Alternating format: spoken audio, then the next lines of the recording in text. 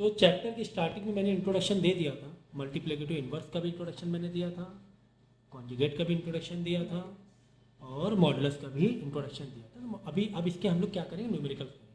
तो multiplicative inverse अगर हमें इसका निकालना है तो हमारे पास एक फॉर्मूला होता है।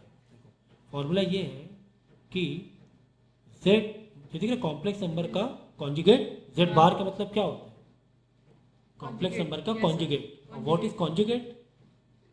अगर प्लस में है तो माइनस में हो जाएगा, माइनस में है तो प्लस में हो जाएगा, इसको बोलते हैं कॉन्जुगेट। ठीक है ना, कॉम्प्लेक्स नंबर कॉन्जुगेट, ये पहले चैप्टर में मैंने इंट्रोडक्शन दिया हुआ है कॉन्जुगेट का मतलब क्या है। ठीक है ना, तो 5 + 3i तुम्हें √5 + 3i दिया, इसका मल्टीप्लिकेटिव इन्वर्स निकालना है। तो हमारे पास एक फॉर्मूला है मल्टीप्लिकेटिव इन्वर्स निकालने का, माइनस में मतलब इन्वर्स निकालना। क्या फॉर्मूला है? कॉन्जुगेट और नीचे जेड मॉडुलस का स्क्वायर, ये फॉर्मूला है। इसके थ्रू हम लोग क्या कर सकते हैं, मल्टीप्लिकेटिव इन्वर्स निकाल सकते हैं। ठीक है, तो चलो अगर तुम्हारे पास कॉम्प्लेक्स नंबर ये है z = this, then what is conjugate of z? Plus है तो माइनस हो जाएगा, प्लस है तो माइनस हो जाएगा, तो √5 - 3i। और ये अलग निकाल लिया, क्यों? क्योंकि फॉर्मूले में क्या मांग रहा है कि z का कॉन्जुगेट मांग रहा है एज वेल एज मॉडुलस का स्क्वायर मांग रहा है। तो z को मॉडुलस का स्क्वायर कैसे करेंगे, जो रूट ये स्क्वायरिंग करना है ना, मॉडुलस का स्क्वायरिंग करना है, तो स्क्वायरिंग करने का तरीका मैंने क्या बताया? ओके, तो कहाँ पर हम लोग, तो ठीक है, तो हमें चाहिए क्या, कॉन्जुगेट चाहिए। ये फॉर्मूला है हमारे पास, क्या, मल्टीप्लिकेटिव इन्वर्स। तो हम कॉन्जुगेट अलग निकाल लें, हमारे का, ठीक है। तो चलो फ्रेम करेंगे। तो ये तुम्हारा कॉम्प्लेक्स नंबर है, इसको इसका क्या लेना है, कॉन्जुगेट लेना है। तो यानी कि माइनस में हम लोग ले लेंगे, बाद में मॉडुलस लेना है। तो अच्छा, मॉड के मैं बता रहा था, मॉड कैसे करना होता है, ठीक है ना, याद है मॉड, जेड का अगर मॉड निकालना है तो कैसे निकालेंगे, जेड का मॉड अगर निकालना है तो कैसे निकालेंगे, जिस तरह आपने देखा था डिस्टेंस वाला, डिस्टेंस निकालने का तरीका, तो x स्क्वायर प्लस, ठीक है, प्लस वाई स्क्वायर, ठीक है, इनका ही। और क्या है, ओवरऑल स्क्वायरिंग है ना। देखो ना फॉर्मूला क्या मांग रहा है, ओवरऑल स्क्वायरिंग। तो ओवरऑल स्क्वायरिंग से ये दोनों क्या हो जाएंगे, रिड्यूस हो जाएंगे। ठीक है ना,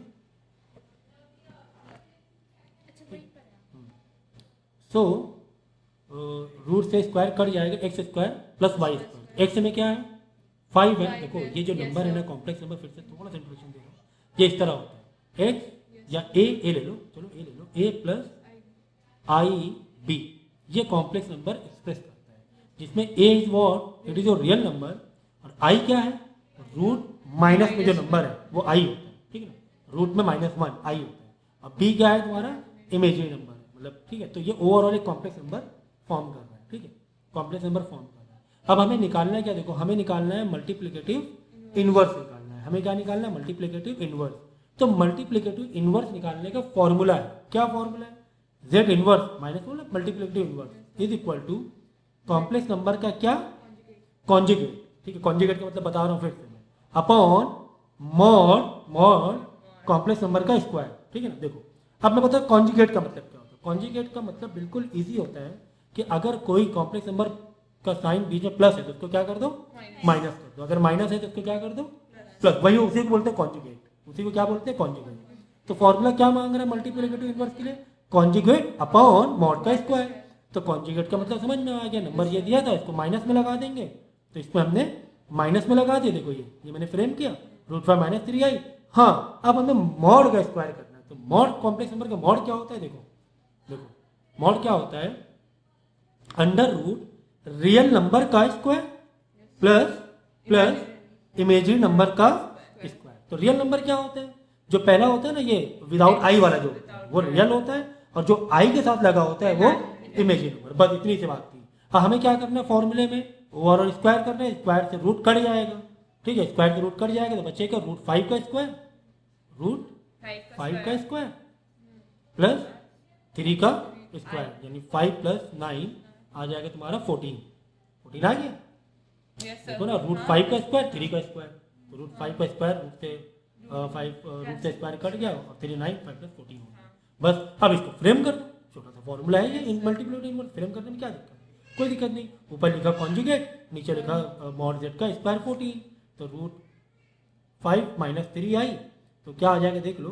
क्या करो मालूम, यहाँ से डिनोमिनेटर अलग अलग कर दो, रूट 5 नीचे 14 अलग कर दो, ये तो सिंपल मैथ है, इसमें क्या समझाना पड़ रहा है। माइनस 3i के नीचे 14 अलग कर दो, बस इतनी सी बात थी, बस अलग अलग करके लिख दो। हाँ, ये इसलिए कि क्योंकि ये वाला पार्ट हो जाएगा तुम्हारा रियल पार्ट, और आई के साथ जो लगा इमेजिनरी अभी मिक्स है ना, क्योंकि डिनोमिनेटर कॉमन था ना। आज समझ में आ गई, तो कितना आसान सा था, काफी आसान सा था, ठीक है ना। इसके बाद नेक्स्ट देखो, express the following in the form of a plus i B, ठीक है। यानी कि जो तुम्हें एक एक्सप्रेशन तुम्हें दिया हुआ है उसको हमें इतना सिंप्लीफाई करना है कहाँ तक पहुंच जाए, इसके मतलब यहाँ तक इस एक्सप्रेशन में पहुंच जाए, समथिंग यहाँ पर वैल्यू प्लस आई के साथ समथिंग वैल्यू, अभी तो कुछ टेढ़ा मेढ़ा दिया हुआ है, कुछ नहीं करना है।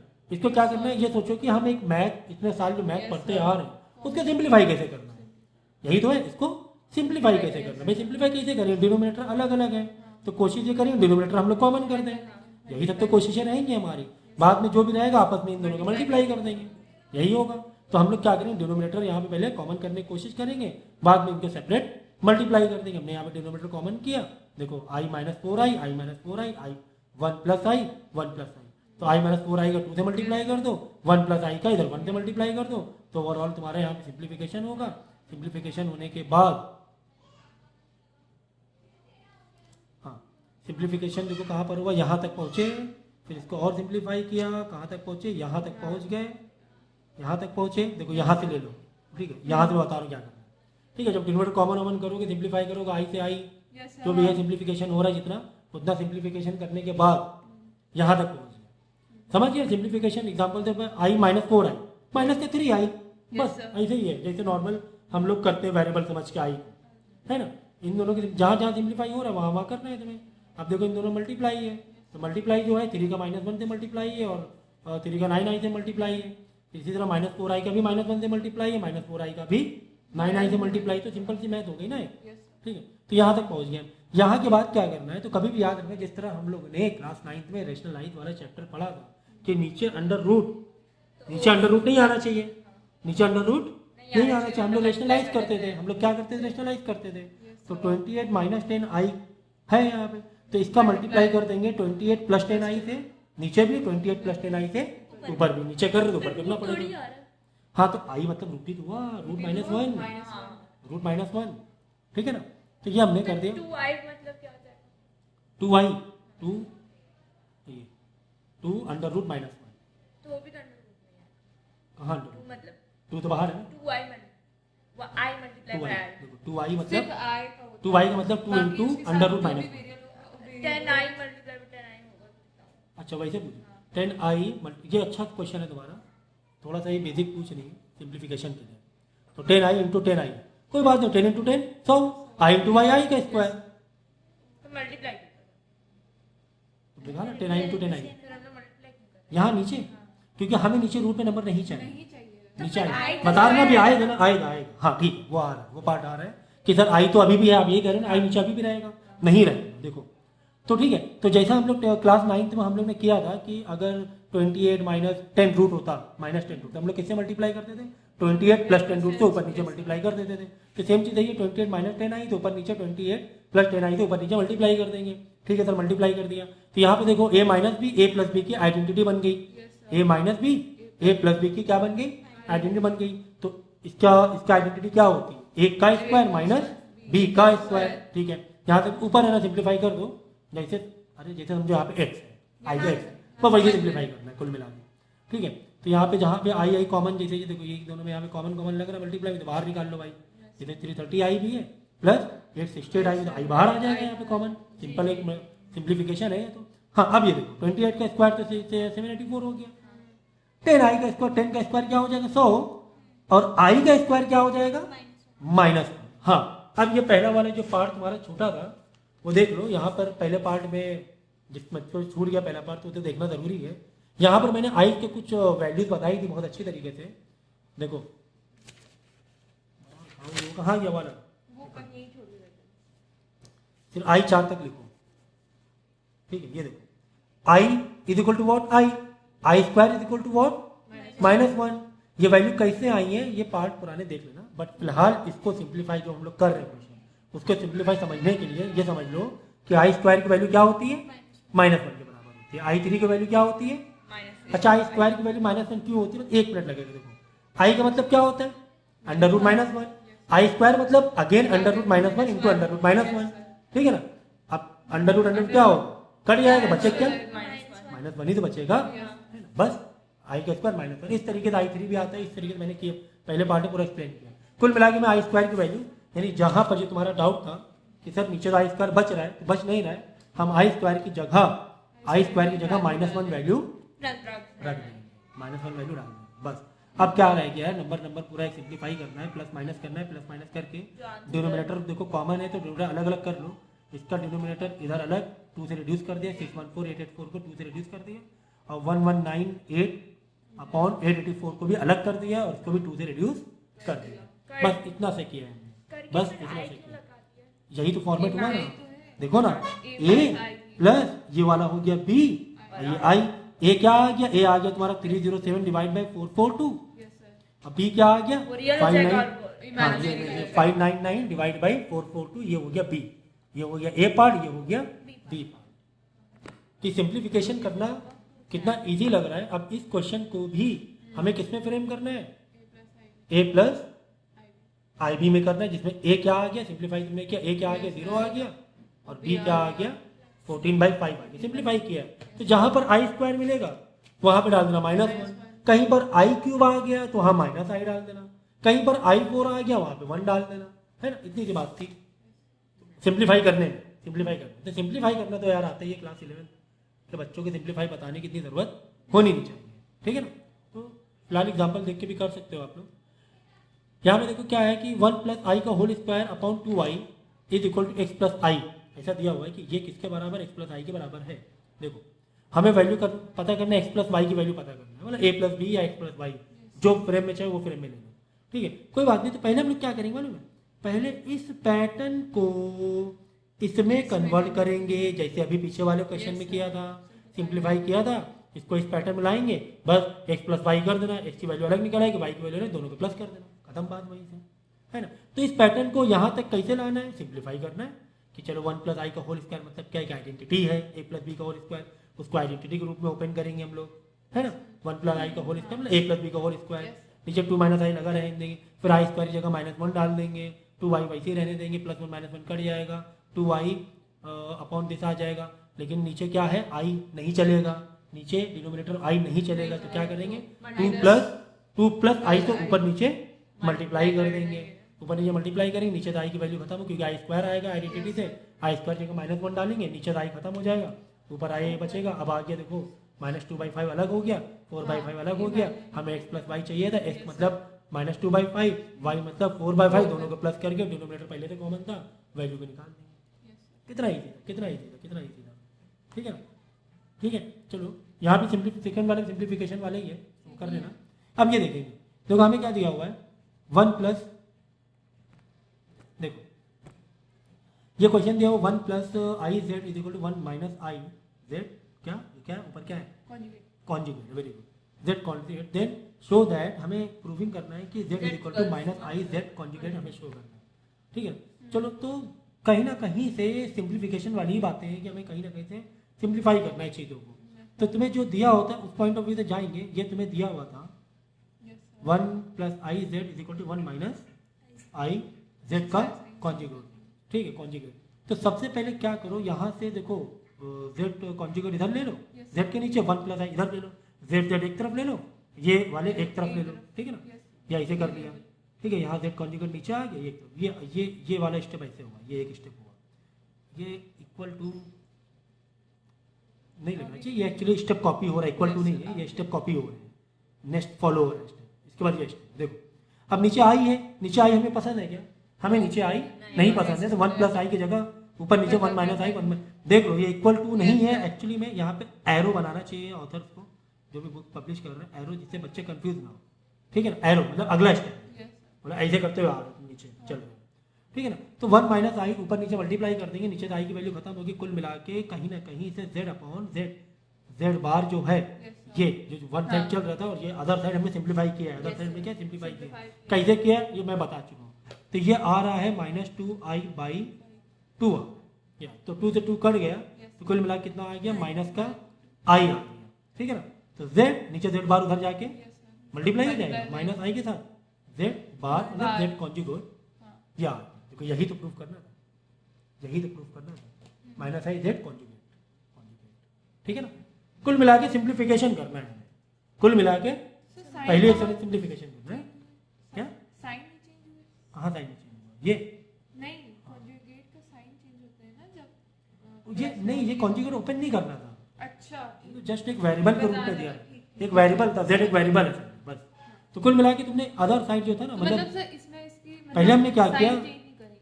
ओपन ही नहीं किया ना, z के अंदर क्या है वो मालूम ही नहीं ना, z कॉन्जुगेट z क्या है, कौन सा कॉम्प्लेक्स नंबर हमें मालूम ही नहीं ना, वो वहां तक जाना भी नहीं।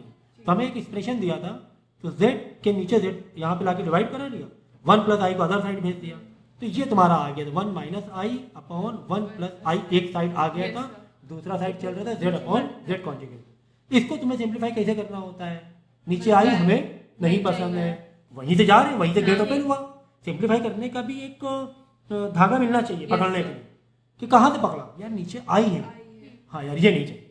देखो सिंप्लीफिकेशन की माइंड देखो कितना मतलब एक कितना इजी लगाया हमने, क्या इससे सिंप्लीफाई कैसे करें। हाँ नीचे जैसे नहीं 2 डिनोमिनेटर होते हैं, इसको सिंप्लीफाई कैसे करें, अरे यार डिनोमिनेटर कॉमन करें, है ना, यही तरीका होता है।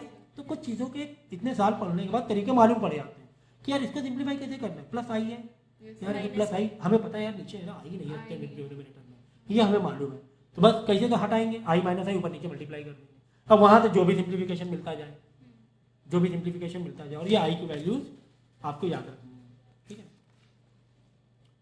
तो इसी तरीके से सेकेंड वाला भी कुछ प्रूविंग है, देखो यहाँ पे दिया हुआ सेकेंड पार्ट देख लो, दिया z1 = something and z2 = something, हमें रियल पार्ट ऑफ ये करना है, z1 z2 z1 चाहिए, ये हमें प्रूव करना है, और दो की तुम्हें वैल्यू दी गई, z1 की ये वैल्यू दी गई, z2 की ये वैल्यू दी गई, ठीक है। और हमें ये पता करना, प्रूफ भी नहीं करना है, तो और इजी ना पता करना, z1 की जगह z1 की वैल्यू डाल देना, इनटू z2 की जगह z2 की वैल्यू डाल देना, इनटू z1 का कॉन्जुगेट डाल देना, कॉन्जुगेट है ना, बार है, बार दिख रहा है यहाँ पे वीडियो में, ये बार है, ठीक है। तो इसी में फ्रेम कर देना, वैल्यू को क्या कर देना, सब्स्टिट्यूट कर देना और सिंप्लीफाई कर देना। करना ही क्या था, कुछ नहीं करना, देखो ये मैंने z डाला, ये मैंने z डाला, ये मैंने z2 डाला, z1 z2 की वैल्यू दे दी थी, और z1 का कॉन्जुगेट डालना था, तो z1 का कॉन्जुगेट डालना था, तो 2 - i देखो ऊपर बार है अभी, यहाँ पे प्लस क्यों नहीं किया, क्योंकि ऊपर अभी क्या लगाया हुआ है बार, मतलब यहाँ पर अगले स्टेप में चेंज करना 2 + i, क्योंकि बार लगा मतलब अभी भी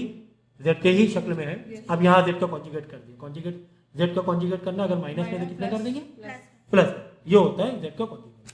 सिंप्लीफाई करना है, कुछ नहीं करना है, सिर्फ सिंप्लीफाई करना है बस, यही ना z1 × z2 z का कॉन्जुगेट, यही तो पता करना था, ठीक है ना। तो रियल पार्ट क्या आ गया 2/, हमें रियल पार्ट ऑफ इसका चाहिए, तो रियल पार्ट कितना आ गया 2/5 आ गया, ये आया लास्ट में, हमें रियल पार्ट चाहिए सिर्फ इसका, तो रियल पार्ट -2/5, ठीक है ना। तो इस तरीके से चीज़ों को हम लोग डील कर सकते हैं। Find the conjugate of this 1/this, ठीक है, 1/3 - 4i, तो हमें पता है, चलो पहले z = तुम्हें ये z = दिया हुआ 1/3 - 4i ही पूरा z है, इसको z ना समझ लेना, पूरा कॉम्प्लेक्स नंबर है, हाँ ये ओवरऑल पूरा कॉम्प्लेक्स नंबर है, इसको ना समझ लेना, ये z है और कॉन्जुगेट करना है तो 3+ लगा दे, इसको अभी ना समझ लेना, ये ओवरऑल z है, ठीक है ना। हमें z का क्या चाहिए, कॉन्जुगेट चाहिए, तो ऐसे नहीं मिलेगा 3+ कर दो 4i, नहीं, ये z नहीं है, z क्या है, ये पूरा है, तो पूरे में कैसे लगाओगे प्लस माइनस, कहाँ पता चलेगा तुम्हें, तो ओवरऑल इसको सिंप्लीफाई करना पड़ेगा। तो वही सिंप्लीफाई का अपना जो भी मतलब हाँ रेशनलाइज के पॉइंट ऑफ व्यू से करना है हमें, तो यहाँ पे माइनस में था, प्लस से मल्टीप्लाई कर देंगे, सिंप्लीफाई करेंगे, सिंप्लीफाई आई खत्म करेंगे, आई खत्म करने के बाद ओवरऑल लास्ट में ये मिल जाएगा तुम्हें, ये मिल गया, ये अब ये थोड़ा सा अच्छी शक्ल लग रही है, इससे अच्छी शक्ल ये लग रही है, पहले ये शक्ल में था z, पहले z कौन सी शक्ल में था 1/3 + 4i, ये अच्छी नहीं लग रही थी, इसको z कॉन्जुगेट नहीं बना पा रहे थे, हमने इसको सिंप्लीफाई करके z को नई शक्ल में लाए, कौन सी शक्ल में लाए 3/25 + 4/25i, किस शक्ल में लाए। अब इसका कॉन्जुगेट कैसे करेंगे, बड़ा आसान है, प्लस की जगह माइनस लगा लेंगे, क्योंकि यहाँ पर तो एक ही टर्म था ना, इसको प्लस माइनस नहीं कर सकते थे। ये कितना टर्म था? एक था। ये कॉम्प्लेक्स नंबर के फॉर्म में था ही नहीं, a plus i B form में ही नहीं था, तो इसको लेकर आए। तो कुल मिला के पहली वाली जो एक्सरसाइज है उसमें तो 90% काम यही करने के आपको इस फॉर्म में लेकर आना है कॉम्प्लेक्स नंबर को, कोई भी थ्योरी वाले फॉर्म में दिया हो। या जब इसका कॉन्जुगेट क्या करेंगे, यहाँ प्लस की जगह क्या लगा देंगे, खेल खत्म, पैसा आ जाए। ये दिखा, ठीक है। तो ठीक इसी तरीके के नीचे के न्यूमेरिकल्स हैं वो भी कुछ ऐसे ही करते हैं, कर देना आप लोग, हो जाएंगे, क्योंकि कॉन्सेप्ट बता दिया मैंने, कॉन्सेप्ट मैंने समझा दिया। अब यहाँ पे देखो कुछ अलग करेंगे, चलो यहाँ पर आ जाओ 18 वाले में। Find the real value of X and Y, X और वाई की रियल वैल्यू पता करना है। और तुम्हें एक एक्सप्रेशन दिया हुआ है, LHS और RHS में एक्सप्रेशन दिया हुआ है, ठीक है। तो दोनों साइड हमने फ्रेम कर दिया क्वेश्चन को। करना है क्या, सिंप्लीफाई कैसे करते हैं वैसे करो। 2 + i का होल स्क्वायर ओपन करो, आइडेंटिटी वाइज ओपन कर दिया सर। 10 + i इधर दोनों को मल्टीप्लाई करके इसको ओपन कर दिया।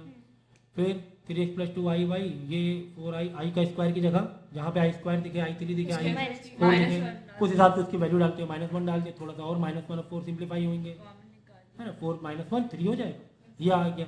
अब ये 2 ब्रैकेट है, 2 टर्म में, दोनों आपस में क्या कर लेंगे, मल्टीप्लाई कर लेंगे। 3x का मल्टीप्लाई 3 + 4i से, 2i y का मल्टीप्लाई 4i से कर देंगे।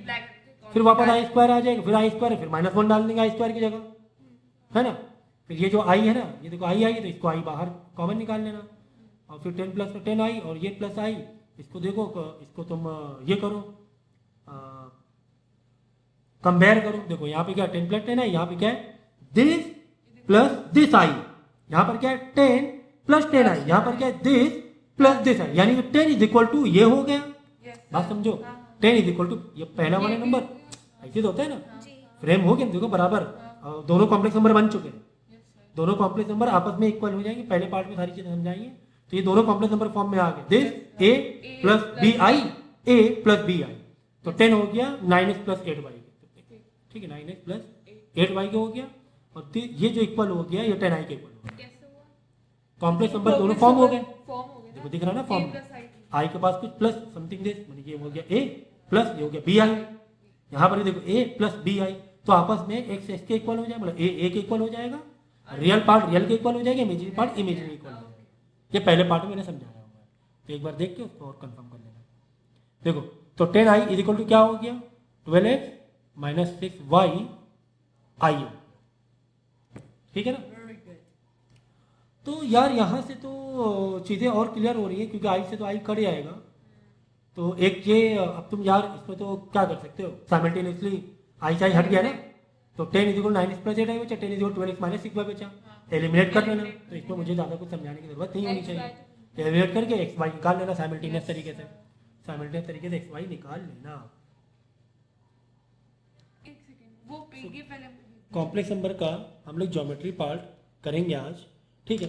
जैसे कि मैंने कहा था कि मॉड जो z होता है, ठीक है ना, मॉड z, इसका एग्जैक्टली मतलब क्या होता है मॉड z का। इसका फॉर्मूला मैंने क्या लिखा था, रियल पार्ट का स्क्वायर प्लस इमेजिनरी पार्ट का स्क्वायर, ठीक है, ऐसे कुछ किया था। हाँ सर ऐसे किया। इसका एग्जैक्टली अगर ग्राफ वाइज देखेंगे तो इसका मतलब क्या होता है, तो ग्राफ में देख लो, जैसे मैंने यहाँ पे XY का ग्राफ बनाया है, XY, तो अगर हम कॉम्प्लेक्स नंबर से समझेंगे तो ये जो होती है एक्सिस, ये होती है रियल एक्सिस, ठीक है ना, ये रियल एक्सिस होती है, और ये वाली पार्ट होती है इमेजिनरी एक्सिस, ठीक है ना। ये इमेजिनरी, ये रियल एक्सिस मानी जाती है, ये इमेजिनरी एक्सिस होती है।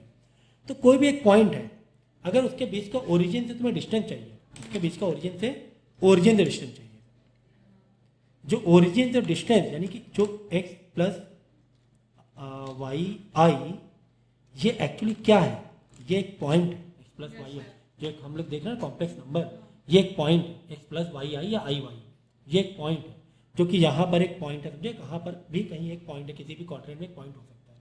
तो ओरिजिन से लेकर उस पॉइंट के बीच का डिस्टेंस, जिसमें x वाला हो गया x एक्सिस का डिस्टेंस, y वाला हो गया y का डिस्टेंस, तो ओरिजिन से उस पॉइंट का डिस्टेंस को ही हम लोग z मॉडुलस बोलते हैं, ठीक है ना। देखो ओरिजिन का एड्रेस क्या होगा, 0,0 होगा, ठीक है। अगर आप डिस्टेंस फॉर्मूला अगर आपको याद हो, तो डिस्टेंस फॉर्मूला हम लोग कैसे करते थे, x2 - x1 का whole square plus y2 - y1 का होल स्क्वायर, जिसमें x1 y1 तो तुम्हारा 0 0 है, तो कुल मिला के बचा ही क्या, x2 का स्क्वायर प्लस y2 का स्क्वायर, यही तो हम भी कहेंगे। Yes. रियल पार्ट का स्क्वायर मतलब ये वाले पार्ट का स्क्वायर, यहाँ पर जो है इधर वाला एक्स वाई इधर 0 0 हो गया ना, तो ये वाला पार्ट का स्क्वायर प्लस ये वाले पार्ट का स्क्वायर, यहीं से तो आया जेड मॉड, यहीं से आया है जेड मॉड, ठीक है ना।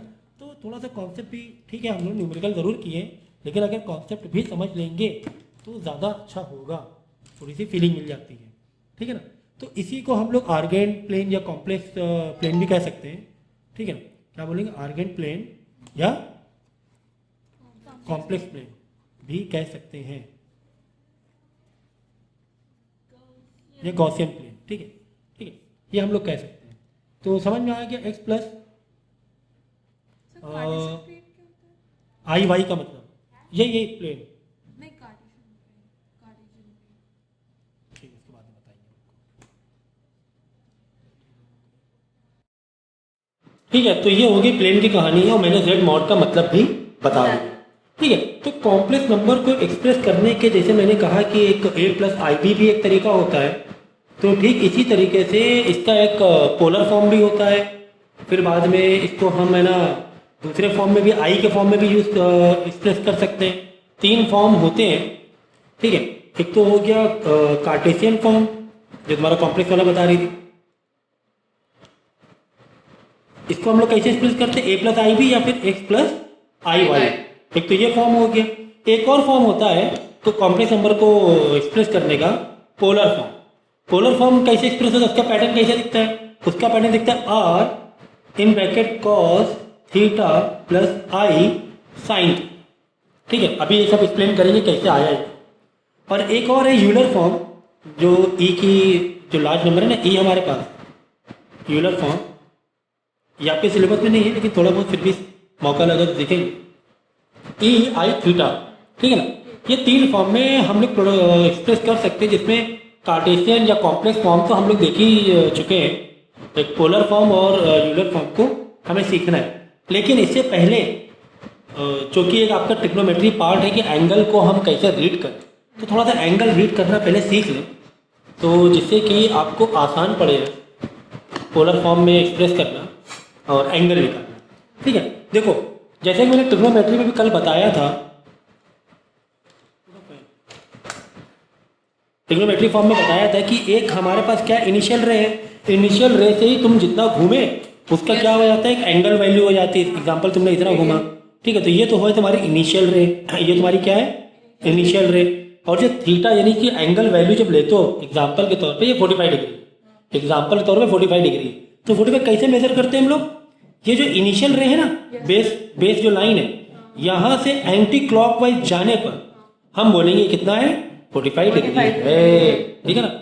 तो इसी तरीके से अगर कुछ हमने इस इनिशियल रे से यहाँ तक घूम कर आगे तक घूम कर कुल यहाँ तक घूम कर, तो हमें क्या करना पड़ेगा, जैसा कि इनिशियल रे मतलब कि हमने कहा 45 डिग्री है हमारा प्लस का 45 डिग्री, तो अब हमारे पास 2 रास्ते हैं, या तो मैं क्लॉक वाइज भी जा सकता हूँ या तो मैं एंटी क्लॉक वाइज भी जा सकता हूँ, ठीक है ना।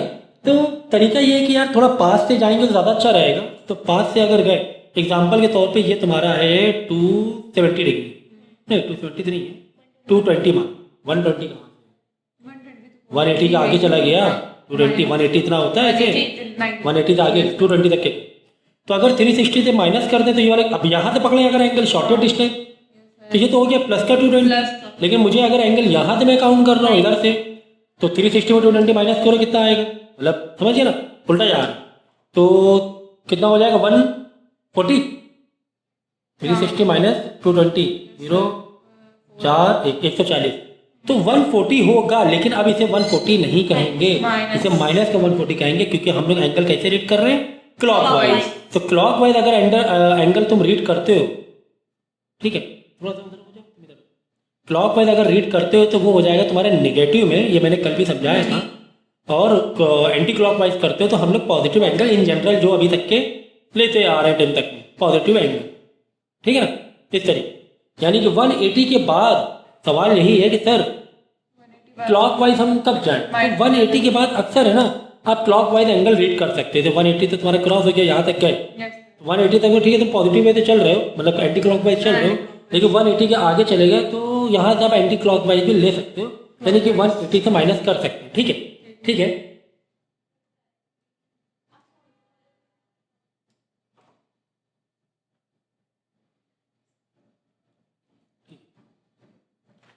तो एग्जाम्पल के तौर पे मैंने ये एक एंगल लिया हुआ है, तो अब एंगल लेने के दो तरीके हैं, जैसे कि मैंने कहा, या तो आप इस तरीके से जा सकते हो और रीड करेंगे तो 215 डिग्री है अप्रॉक्सीमेटली, मैंने एग्जाम्पल में लिया है, ठीक है। तो ये वाला तो पॉजिटिव हुआ क्योंकि एंटी क्लॉकवाइज हमने लिया है। अगर क्लॉकवाइज लेंगे तो क्लॉकवाइज तुम्हारा कितना हो गया, माइनस का मतलब 1 2 1 5 मतलब 360 से माइनस करो 135 नेगेटिव जाएगा ना, क्लॉकवाइज ये क्लॉकवाइज माइनस तो माइनस का 135। इस तरह और भी तुमने चक्कर लगाए तो हो सकता है तुम्हारा 215 या माइनस का 135 आ रहा है, या फिर और तुमने 3-4 चक्कर लगाए तो 575 आ रहा है, मतलब चक्कर लगा तो, लेकिन ये तो हम लोग नहीं ले सकते क्योंकि हमारे पास एक रेंज होती है, उस रेंज में यानी 180 डिग्री से 180 डिग्री पॉजिटिव से 180 डिग्री 90 डिग्री तक के रेंज में लेंगे तो वो एंगल तुम्हारा ठीक, मतलब उस तरीके से आप रीडिंग करना होगा, ठीक है ना, उस तरीके से रीडिंग करना होगा। हाँ, अगर वही ना, वही बता रहा हूँ, इसके फॉर्मूले होते हैं कैसे करना होता है। देखो एग्जाम्पल के तौर पे अगर हम बोलेंगे प्रिंसिपल आर्ग्यूमेंट, क्या कॉन्सेप्ट क्या है प्रिंसिपल आर्ग्यूमेंट का, कि किस तरीके से एंगल को हम लें, प्रिंसिपल क्या आर्ग्यूमेंट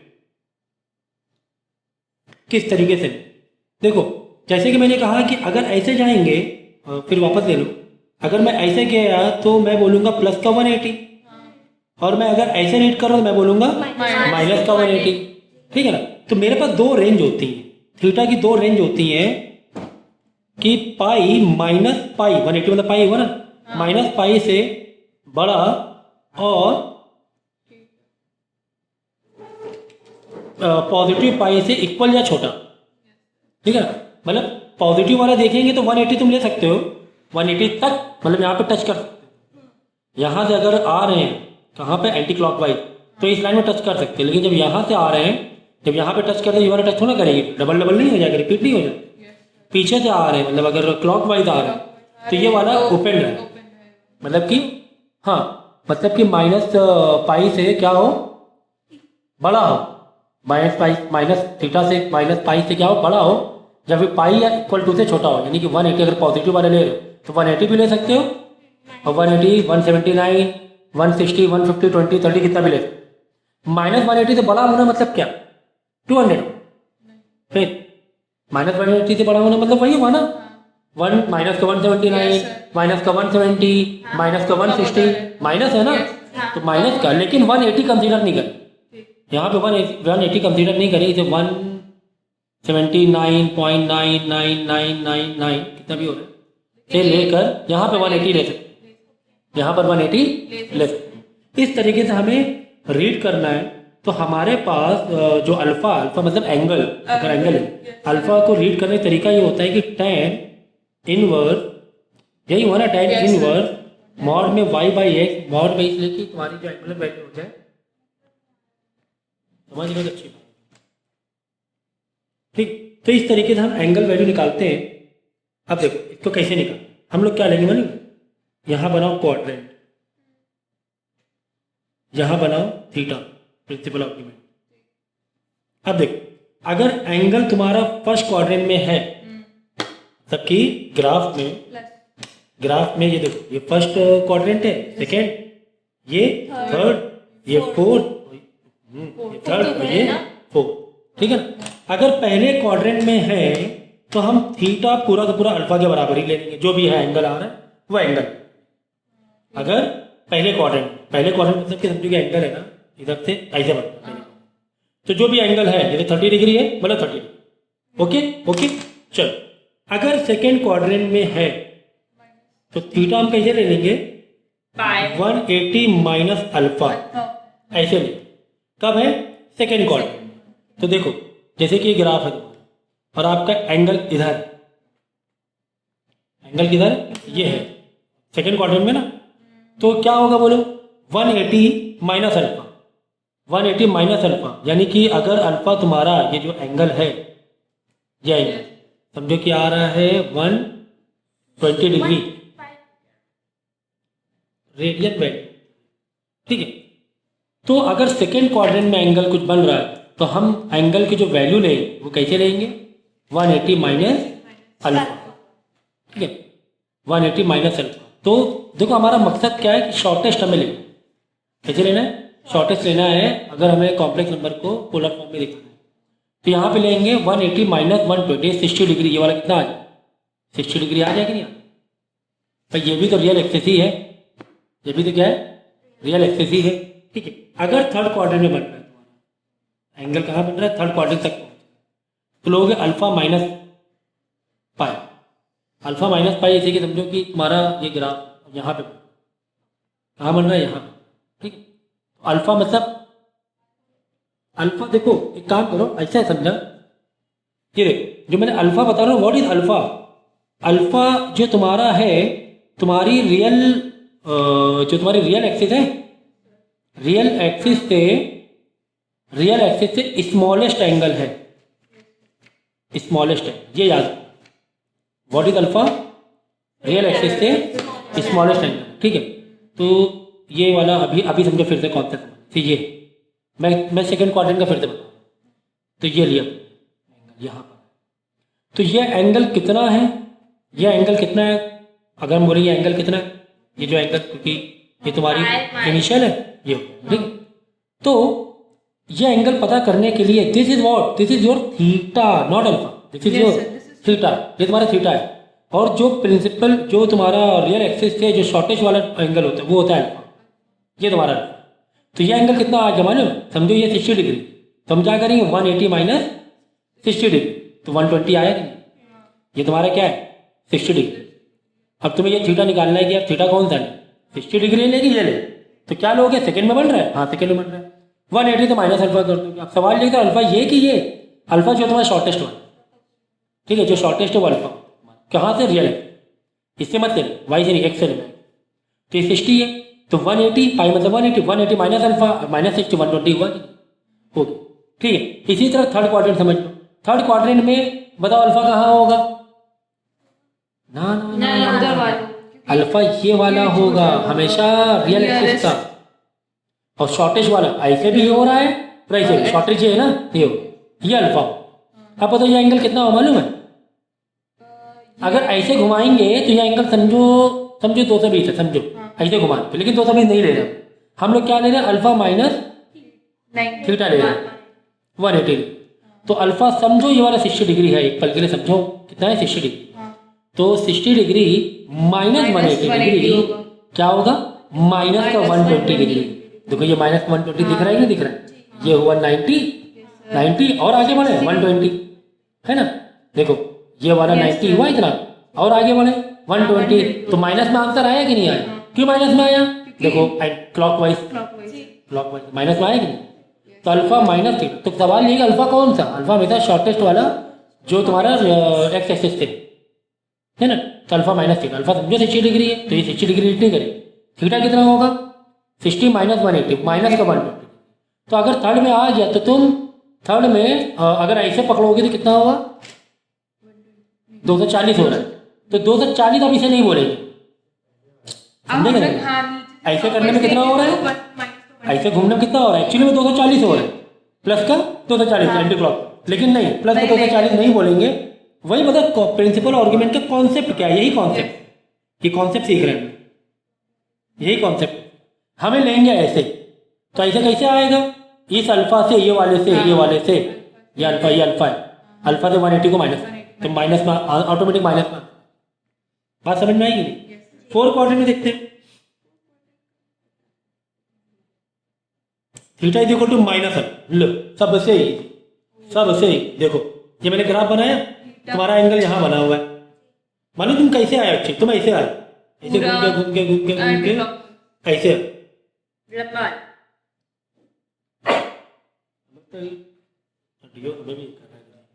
ठीक है। तो देखो अब यहाँ पे पहले अल्फा निकाल, क्या अल्फा इधर होगा, क्या अल्फा इधर होगा, क्या अल्फा इधर होगा कि क्या अल्फा इधर होगा? कहाँ होगा अल्फा? अल्फा मैंने क्या कहा पहले, तो देखो एक्स एक्सिस देखा, ये एक्स है, अब दो ही बच रहे, या तो ऐसे या तो ऐसे। तो शॉर्टेज वाला कौन सा हुआ? ये वाला, ये अल्फा हुआ ये। अब ये जो भी है समझो कि ये है तुम्हारा 45 डिग्री, माइनस अल्फा लेना, मतलब माइनस का 45। अब बात सही भी है, एंटी क्लॉकवाइज आ रहा माइनस ले रहे। समझ में आ गया? ये है प्रिंसिपल आर्गुमेंट का एक इस तरीके से एंगल को रीड किया जाता है। तो काफ़ी ये पहुँच हो गया, बट जब आप वीडियो देखना तो 1 बाय 1, जैसे मैंने एक एंगल का मतलब समझाया, तो पहले एक एंगल का मतलब का पहले ग्राफ बनाना और उसका इस एंगल का मतलब समझ, ठीक है ना। ऐसे 1 बाय 1 करना, आप लोग नोट देना अच्छे बनो, ओके।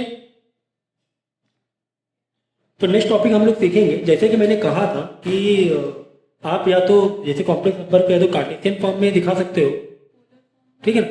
मतलब कि जो आपका ग्राफ है एक्स वाई का, जैसे अभी हमने सीखा एक्स प्लस आई वाई, या तो इसमें दिखा सकते हो, इसको बोलते हैं कार्टेशियन फॉर्म, या तो पोलर फॉर्म में भी दिखा सकते हो। पोलर फॉर्म क्या होता है, R cos theta plus i sine theta, angular value रहती है। या फिर एक यूलर फॉर्म में भी दिखा सकते हो, ये मैंने अभी जस्ट थोड़ा सा इंट्रोडक्शन दिया कि यूलर फॉर्म क्या होता है, आर बाहर रहेगा, ई के ऊपर आई थीटा, ठीक है। तो अब हम लोग क्या सीखेंगे, अब हम लोग सीखने जा रहे हैं इस कॉम्प्लेक्स नंबर में, हम लोग सीखने जा रहे हैं कि कार्टेशियन फॉर्म को किस तरीके से पोलर फॉर्म में बदलना है, किस तरीके से पोलर फॉर्म में बदलना है, ठीक है। तो पहले तो मैं ग्राफ बता दूं, ये मैंने ग्राफ, कोई भी एक नंबर होता है कार्टेशियन फॉर्म में, वो जेड एक्सप्रेस करता है, वो मैंने अभी पहले भी समझाया था, जेड एक्सप्रेस कर रहा है, और जेड का निकालने का, इससे डिस्टेंस निकालने का तरीका मैंने बताया, जो कि ये फॉर्म में है, जो जेड जो का जो नंबर है यहाँ पर, वो इस फॉर्म में हम लोग एक्सप्रेस कर रहे थे। अब हम किस में जा रहे हैं, पोलर फॉर्म में कैसे करना है वो सीखेंगे। तो ये जो लाइन होती है मॉड जेड होती है ना, इसको क्या लेट कर लो, आर लेट कर लो। हाँ, आर मॉड जेड के ही बराबर होता है, लेकिन आर हम कहेंगे, मॉड जेड नहीं कहेंगे, हम क्या कहेंगे, आर कहेंगे, ठीक है ना। तो अब देखो यार, इसका डिस्टेंस देख लो, यहाँ से इसका डिस्टेंस हो गया एक्स, ये वाला डिस्टेंस एक्स हो गया, ये वाला डिस्टेंस वाई हो गया, ठीक है ना। R is equal to mod Z हो गया, जो डिस्टेंस कहाँ से, ओरिजिन से, ये चीज़ें हमने सीखी थी। चलो, तो यहाँ पर देखो इस फॉर्म में दिखाना है हमें, तो कॉस थीटा निकालने, साइन थीटा निकालने, फिर देखते क्या आ रहा है, देखो क्या आ रहा है, देखो यहाँ पे चाहे तो ये आप नोट कर लेना, R is equal to mod theta. अच्छा देखो, cos theta is equal to what, cos theta क्या होता है, बेस अपॉन हाइपोटेन्यूज, यानी बेस कितना है, ये एक्स है, एक्स अपॉन और हाइपोटेन्यूज के आर है, अगर ये राइट एंगल ट्रायंगल पकड़े आर, ठीक है। तो यहाँ से एक्स की वैल्यू क्या आ जाएगी, एरो बनाओ, स्टेप फॉलो करो, तो एरो बनाया करो, इक्वल टू ना बनाया करो, is equal to r cos theta आ जाएगी। चलो ठीक है, आर जाके उधर मल्टीप्लाई हो जाएगा, चलो ठीक है। फिर नेक्स्ट देखो साइन निकाल लेते हैं हम लोग, sine theta,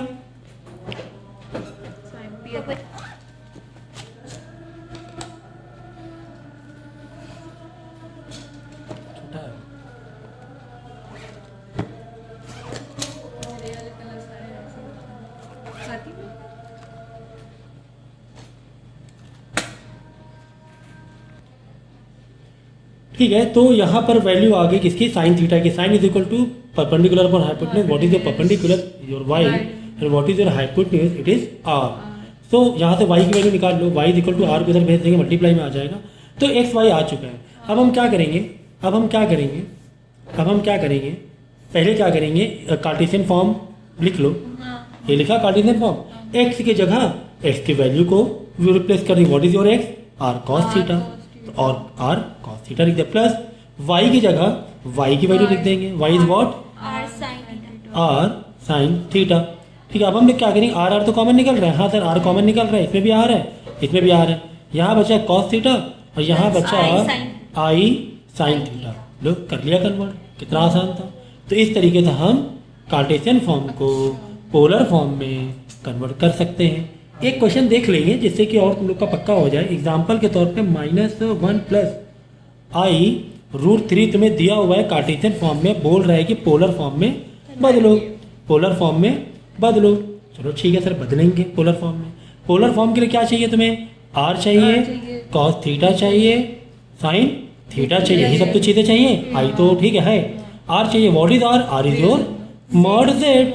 mod Z sir कैसे निकालेंगे, अंडर रूट एक्स का स्क्वायर प्लस वाई का स्क्वायर, ऐसे निकालेंगे ना। What is your X here, -1 का स्क्वायर एंड प्लस वाई मतलब √3 का स्क्वायर। तो ये से क्या, 3 से 3 4 प्लस का 1 हो जाएगा, 4 4 के 2 आ जाएगा, तो आर आ गया तुम्हारा 2। चलो सर आर तो हमें मिल गया, सर हमें आर तो मिल गया। सवाल तो वो है कि कॉस थीटा और साइन थीटा कैसे निकालें। ठीक है sir, cos theta sine theta भी आराम से निकाल सकते हैं। कैसे निकालेंगे, अल्फा का तुम्हारा फॉर्मूला क्या है, tan inverse y by x है, यही है ना। वाई बाई एक्स, ठीक है ना। तो देखो व्हाट यहाँ पे एक्स क्या है आपका, एक्स तुम्हारा क्या है -1 है।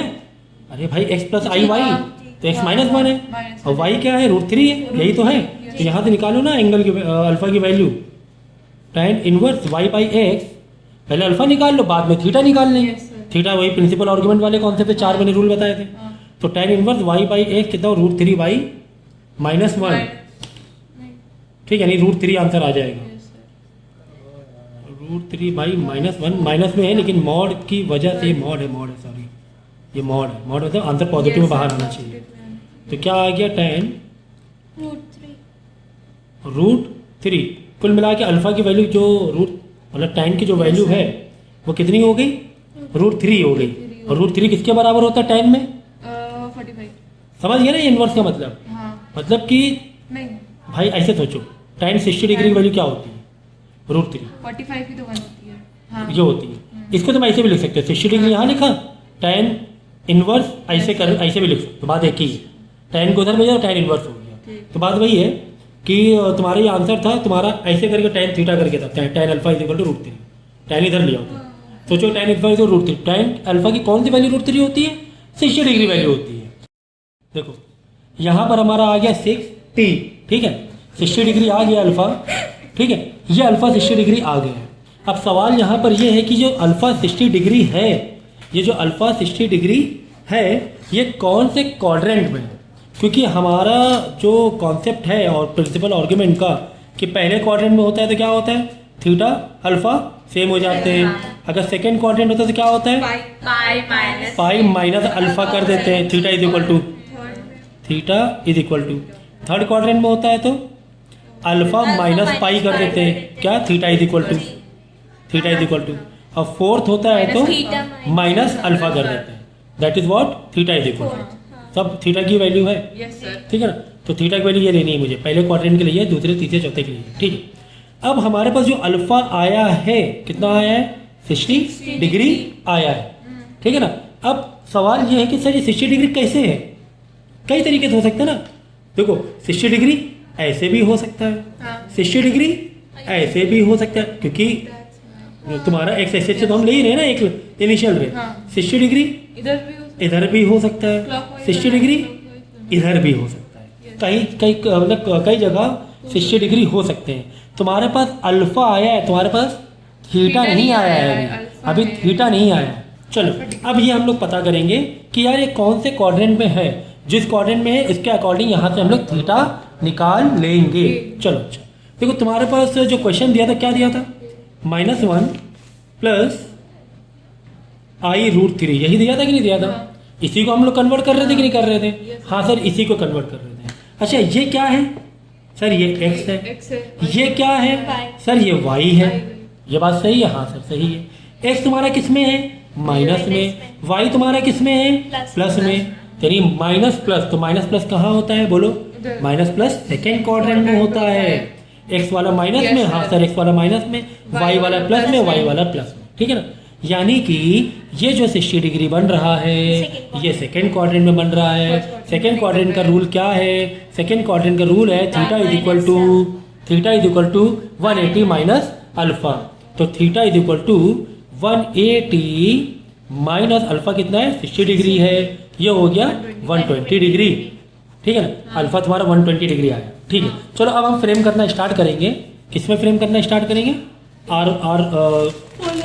पोलर फॉर्म में। देखो पोलर फॉर्म हमारा क्या है, r cos theta plus i sin theta, okay. तो r कितना आया था, 2 आया था, ठीक है। cos थीटा कितना आया, 120 डिग्री आया, निकाल लिया ना थीटा, ठीक है ना। अभी डिग्री आया क्योंकि वो सेकेंड क्वाड्रेंट में था, मैं बता चुका हूँ। i sin थीटा मतलब sin 120 डिग्री। अब ये डिग्री है ना, इसको डिग्री वैल्यू में हमें यहाँ पे नहीं लिखना है, इसको हम लोग बदल लेंगे रेडियन वैल्यू में। तो radian is equal to pi by 180 into degree, तो पाई बाई 180 इंटू 120 डिग्री है ना। 0 0 कट हुआ, 6 2 6 3 2 पाई बाई 3 आ जाएगा, 2 पाई बाई 3। तो cos 2 pi by 3 plus i sin 2 pi by 3, ये आ गया आपका पोलर फॉर्म, ये हमने कन्वर्ट कर दिया, ये हमने कन्वर्ट कर दिया। ठीक है, इस तरीके से कन्वर्जन होता है। वीडियो कम से कम 3 बार देखना और 3-3 बार क्वेश्चन को अटेम्प्ट करना, तो डेफिनेटली कॉन्सेप्ट दिमाग में आ जाएगा।